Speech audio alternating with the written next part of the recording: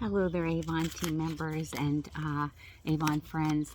I just wanted to give you an update on what I learned about the shipping and what's going on with that.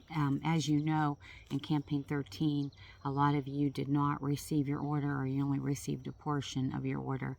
And what I had learned was that, Avon didn't intend for this disruption in our businesses. They know that it wasn't good for us, it wasn't good for our customers, it wasn't good for them.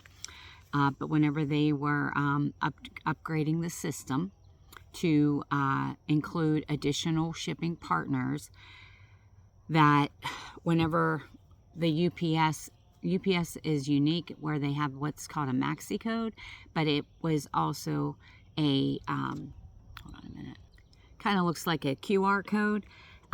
Whenever the packages went to UPS, the label was looking like jargon whenever it was read, so it didn't know how to send it out.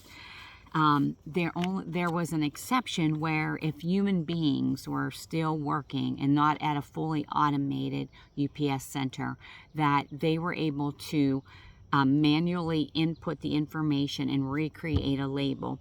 And I noticed that that's what happened with me. So it was the UPS system that when they programmed the shipping program, that the UPS labels were not working. So the ones that if I understand it correctly, and please forgive me if I misspeak because of lack of sleep, that if it went to an automated system, that they kind of didn't even know what was going on. And whenever we were calling, it was kind of like not putting it together. So they finally figured it out, and then the Avon team decided what could they do, and they already have a logistics partner who they work with, which is F&S. And I guess they got the packages back from UPS, sent them to F&S, and then F&S created the label because they ship UPS too. And I'm not like I researched and I meant to, and I wanted to find out what it was. But if any of you use Pirate Ship, you know how we have a choice between UPS or United States Postal Service. And I usually go with the United States Postal Service because it's less money. The labels look different, right? So I think that that's what it is, that F&S can create a label for whatever company you want to ship with. So anyhow, so they were going to send those. So goes back to Avon, F&S gets it, recreates the label, then they are the ones shipping it to UPS, and then it'll be redistributed back out to our team. Now going forward, they were like, okay, now what do we do? Second batch. So what they're going to do, second batch, and I'm going to say, hey, let's talk about this like Campaign 14 is what I'm assuming, because I didn't ask any questions, but Avon's going to receive the order.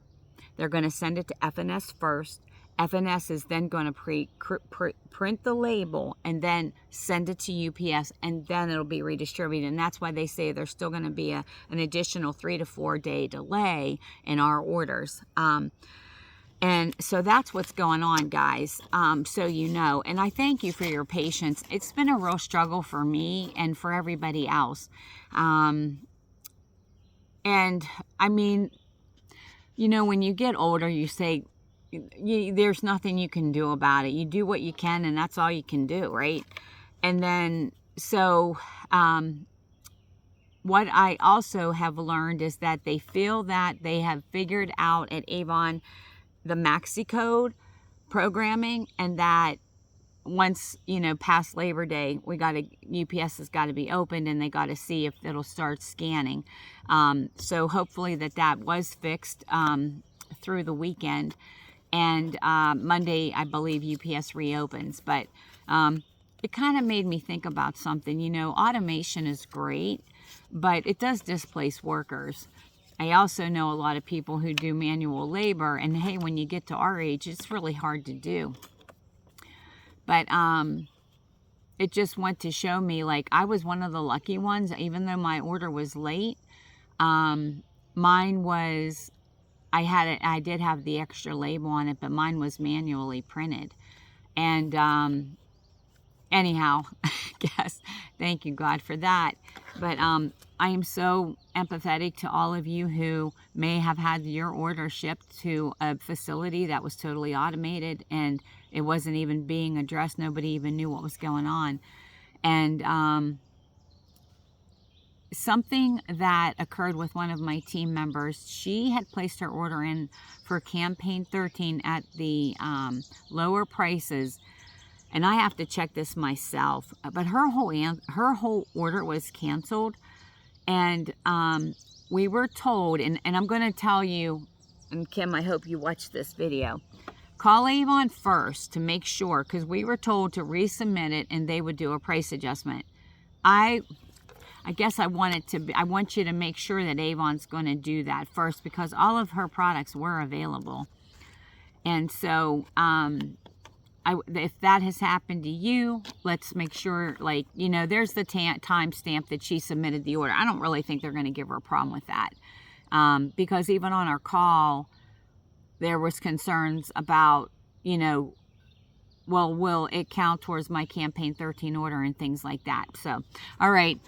Oh, geez. I don't know how I can make such long videos when it's such a short thing, but all right. Hey, thanks for, all that you do. I really am sorry that this happened. I know there's really nothing that we can do about it, but at least there's a work in progress to make this get all figured out and worked out.